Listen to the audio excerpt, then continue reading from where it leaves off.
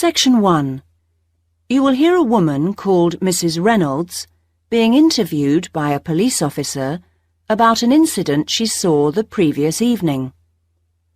First, you have some time to look at questions 1 to 5.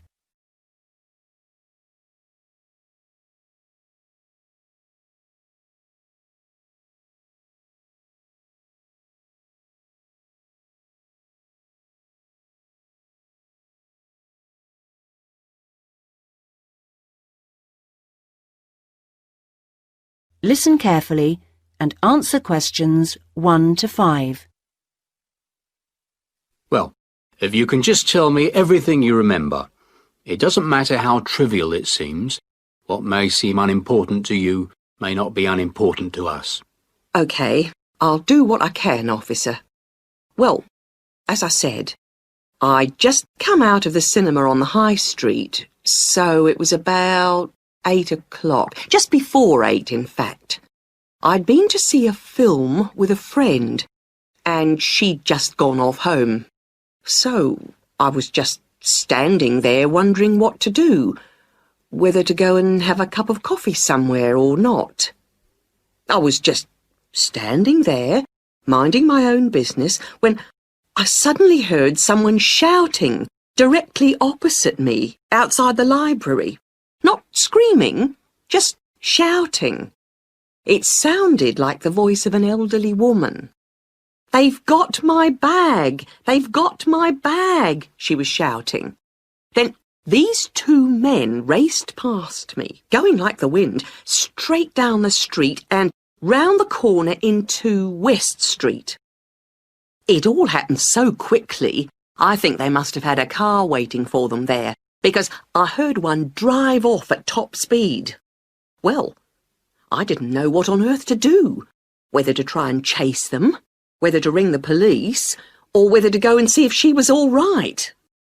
Another woman was running up behind me, so I shouted back at her to go and call the police. Anyway, when I got to the woman, she seemed to be all right, thank goodness.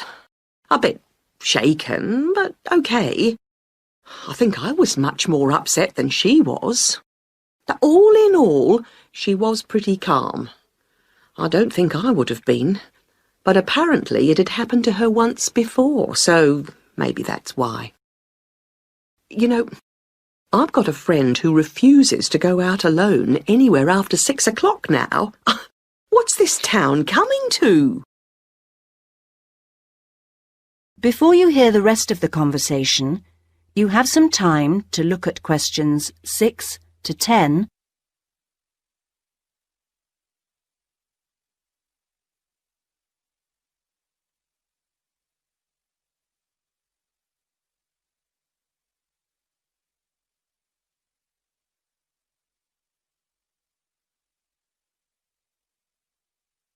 Now listen and answer questions 6 to 10. Well, anyway, she just kept saying, "I didn't see a thing. I didn't see a thing."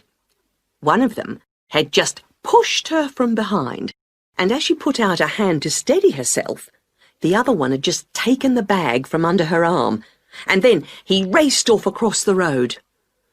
I asked her what she'd had in it, and she said she'd had her purse with about £15 in it, but no chequebook or cards or things like that, and luckily she had her front door key in her pocket. Oh, and she'd had her bus pass taken too. Let's get back to the two men, if we can. Just tell me everything you can remember about them. Well, there was a younger one and an older one. Well, let's start with the younger one, shall we? Well, age first then. He only looked about 17, not more, something like that. Neither very tall nor small. Sort of slim build. Not anybody you'd notice. Nothing particularly special about him. An ordinary-looking sort of bloke. He had curly black hair, which was quite long, but apart from that, as I say, not someone you'd notice in a crowd. Nothing really distinct about him at all. But the other one, the older one, he was different. Different? Yes, different. I feel as if I'd know him anywhere again. I got more of a look at him because he ran across the road more slowly than the younger man. I remember being surprised because he was quite a bit older than the other one. I'd say about 35. Funny, because you don't think of people of that age snatching handbags in broad daylight like that, do you?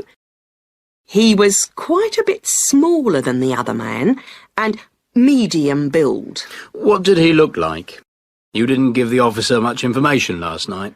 Well, I did get quite a good look at his face. No beard or moustache, clean-shaven, and quite smart-looking, really. He had light brown hair cut very short, a sort of army haircut. And there was another thing. Thinking about it all last night, over and over again, I'm almost sure he had a small scar on his chin. Now, I didn't tell the other policeman that last night, but in my mind, each time I see his face, I can see one. A scar on his chin? That could be important. Thank you, Mrs. Reynolds. You've been really helpful. If you really think you'd recognise him again, then what we'd like you to do later this morning, if you can, is to come down to the police station and look at a few photographs for us. See if any of those ring a bell. That is the end of section 1. You now have half a minute to check your answers.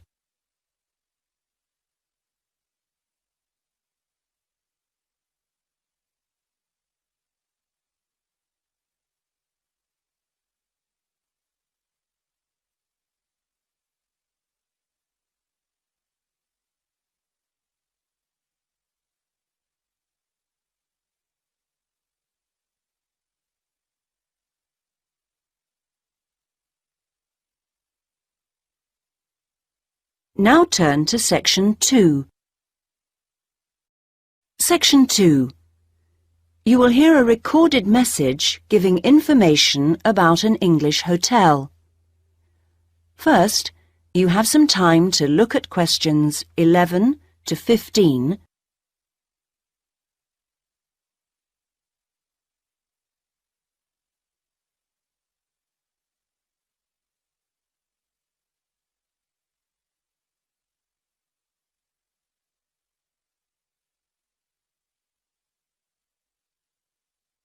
Now listen carefully and answer questions 11 to 15.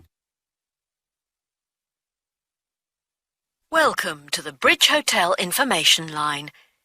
The Bridge Hotel is part of the Compact Group, which is a large association of family-owned hotels offering a warm, friendly atmosphere and high-quality service at competitive prices. All of them cater for a wide range of people, from business to leisure clients. Set in a quiet residential area on the attractive outskirts of Belford, about 3 miles from the city centre, the Bridge Hotel is a popular choice for conferences. After recent refurbishment and expansion, it now has 25 double rooms and 20 singles. All 45 are en suite, with TV and coffee and tea-making facilities. The Bridge Hotel is set in 3.5 hectares of grounds, with an open-air swimming pool and 4 tennis courts. There is also a newly opened gym with fitness suite, which is considered one of the best equipped in the area. Non-resident membership is available. We have a fully licensed restaurant for residents and non-residents, which provides a wide range of dishes with a particular focus on dishes from around the world. For the discerning business customer, we have designated business rooms with phone links allowing full internet access. Our conference facilities cater for up to 200 delegates, and we are able to offer transport to guests to and from Birmingham Airport at a small extra cost. Before you hear the rest of the message, you have some time to look at questions 16 to 20.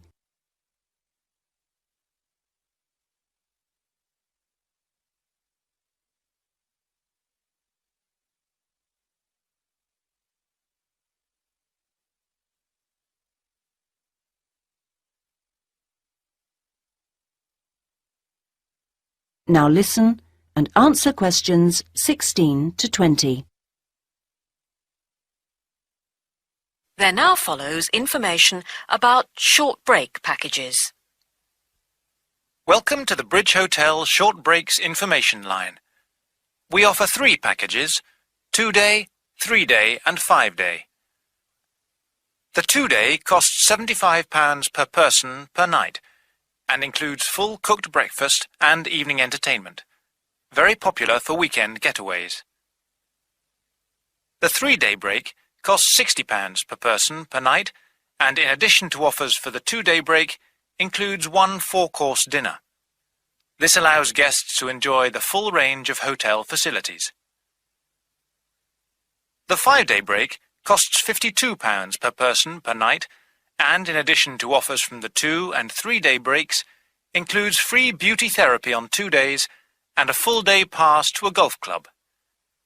This package is particularly popular with couples who want a completely relaxing break. If you would like more information about these special packages, call extension 3469 to speak to our customer service manager, John Martin. Thank you for calling the Bridge Hotel Information Line. That is the end of section 2. You now have half a minute to check your answers.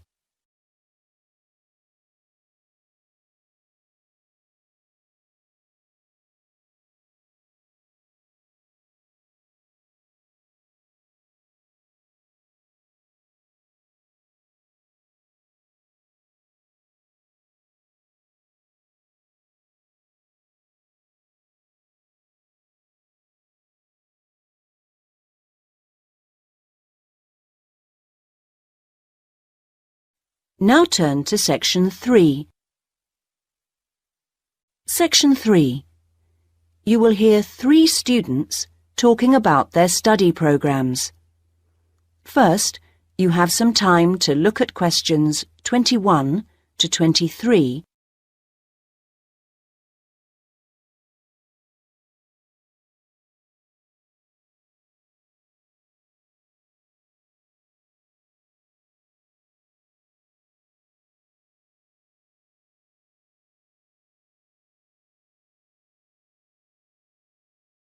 Now listen carefully and answer questions 21 to 23. Hi, Elaine. I was hoping I'd see you here. How are things? All right. You? Not bad, but I'm beginning to worry about that assignment. What, the one on theory and practice? Yes. When's it got to be in by? Next Thursday. And I just can't get to grips with it. Yes, it's a tricky one. I'm hoping to get down to it over the weekend. I'll tell you what, there's Dinah. Let's see if she has any pearls of wisdom on the subject. She took the theory and practice option last year, didn't she? And got an A+ for it, I think. How does she do it? Oh, let's ask her. Hi, Dinah. Hard at work? Not exactly. The lecture's just been cancelled, so I've suddenly got a free morning on my hands. Oh, that's lucky. You've met Neil, haven't you? Yes. We were just talking about the theory and practice assignment we've got to hand in next. Can we just pick your brains a moment? How far have you got with it? Well, still at the reading stage, really. Are you? Well, one bit of advice I definitely give is not to spend hours wading through that massive volume by Jesperson. It really isn't very helpful. I think the only reason they keep it on the reading list is that the library has got so many copies of it. Personally, I found the essential source was Peregrine. Have you read her yet? Peregrine? Don't think so. That's a great book. It must be on your reading list. Right. Another one I found very useful was the article called something like Practical Theories by... was it Williams or Willard? Yes, Willard. Also, if you want to look at case studies, that small book of Ron Brown's has got some interesting stuff in. You know the one I mean? Ron Brown. Yes, I looked for it in the library, but it was out on loan. Before you hear the rest of the conversation, you have some time to look at questions 24 to 30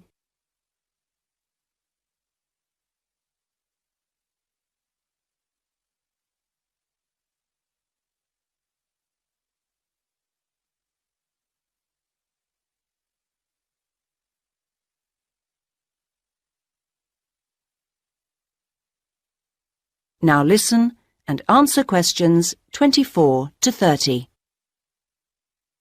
Yes, it's a very popular book. Did you try the recall system? The what? Don't you use the recall system? You should, you know. You just have to take a pink slip from any of the librarian's desks, fill the details of the book in, put your departmental address on the back, your departmental address, not your home address, and hand the slip in at the information desk. Then check the mail in your department twice a day, say at 10 in the morning and 3 in the afternoon, for a slip telling you the book is ready to collect. Last week, I recalled a book at lunchtime and got the slip telling me it was ready just 4 hours later. That was exceptional. It usually takes about 3 days. I didn't know you could do that. Is it expensive? No. There's a nominal charge, 25 pence a book, I think. It's well worth it if you're preparing for an assignment. Are you going to be working together on it? I'm not sure. I would if I were you. You get so much more out of the assignment that way. But surely the tutors would notice that our essays were the same. No. I'm certainly not suggesting you should actually write the thing together. I'm talking about when you first start on a big assignment. I think it's a good idea to find 2 or 3 others on the course who live near you and divide up the reading load between you. Then you can meet up again a few days later and take it in turns to summarize your reading for each other. At the next stage, we go round the group explaining our essay plans, which makes it easier for individuals then to go off and write the first draft of their essay on their own. Later on, we usually exchange drafts and give feedback in the group before finally writing our essays individually. Do you really do all that? Usually, yes. It makes the whole thing much easier and more enjoyable. Right. Well, I think I need another coffee before getting started. Can I get you one? Yes, why not? That is the end of section 3. You now have half a minute to check your answers.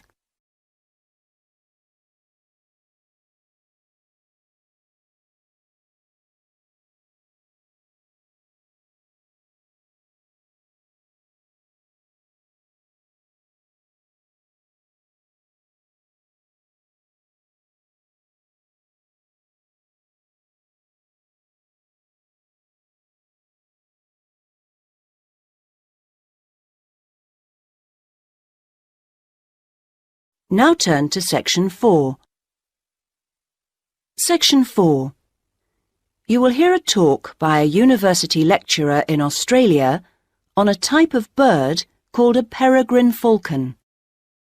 First, you have some time to look at questions 31 to 40.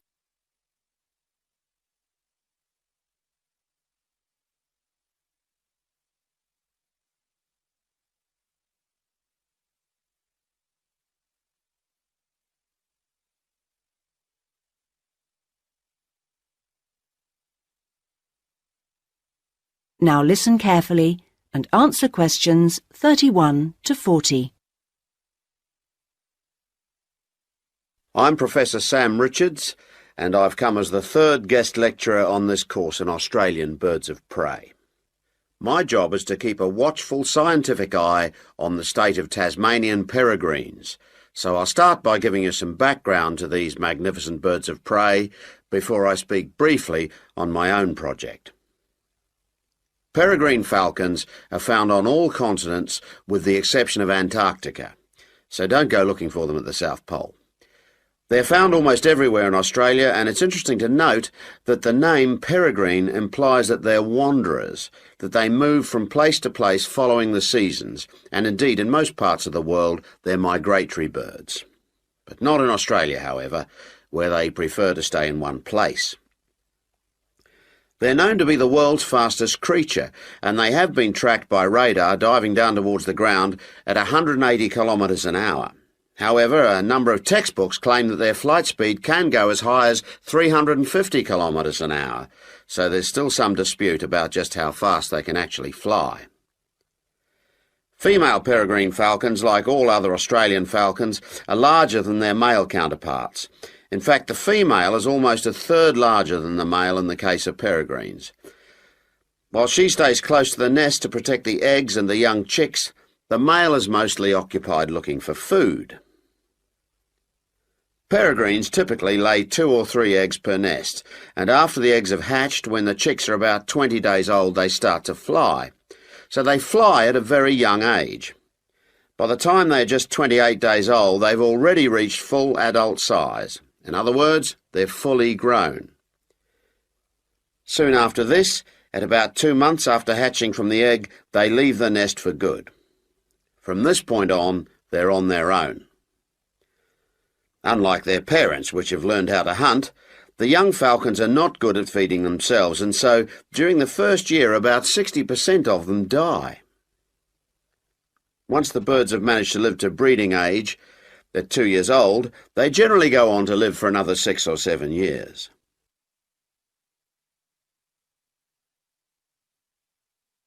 When we come across nests with young chicks, the first thing we do is catch the chicks before they're able to fly. We have to catch them at an early age. We then attach identification rings to their legs. These rings are made of colour-coded aluminium, and they allow us to identify the birds through binoculars later in their lives. Thirdly, because we need to know how many males and how many female chicks are being born, we note the sex of the chicks. Noting the sex of the birds is a vital part of our research, as I will discuss later. The next thing to do is to take a blood sample from the chicks. We take the blood sample so that we can check the level of pesticide in their bodies. Peregrine falcons can build dangerous quantities of pesticides in their bloodstream by feeding on smaller mammals, which in turn feed on crops grown on farms where pesticides are used. Finally, we check the birds thoroughly, really checking the birds for their general health. This whole process only takes a few minutes. In fact, most of our time in the field is actually spent trying to find the nests, not on the data collection itself. Well, that's all I have for you today. If you'd like to do some further reading... That is the end of section 4. You now have half a minute to check your answers.